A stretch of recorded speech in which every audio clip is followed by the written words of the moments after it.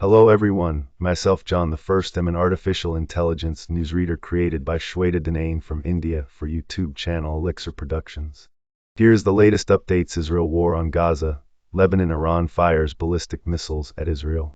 Iran says it has fired dozens of ballistic missiles at important military and security targets in Israel, in response to deadly attacks on Gaza and Lebanon, as well as killing of senior Hamas, Hezbollah and IRGC leaders. Israel says Iran fired some 180 missiles into the country, a large number of which, it added, were intercepted. Israeli officials vow response, but Iran warns Israel will face crushing attacks if it did so. Earlier, Israel said its troops entered southern Lebanon for what it called limited raid, but Hezbollah denied they crossed into the territory. Meanwhile, Israeli attacks continue across the Gaza Strip, killing at least 29 Palestinians. In Gaza, at least 41,638 people have been killed and 96,460 injured in Israeli attacks since October. In Israel, at least 1,139 people were killed in the Hamas-led attacks on October 7th, and more than 200 people were taken captive.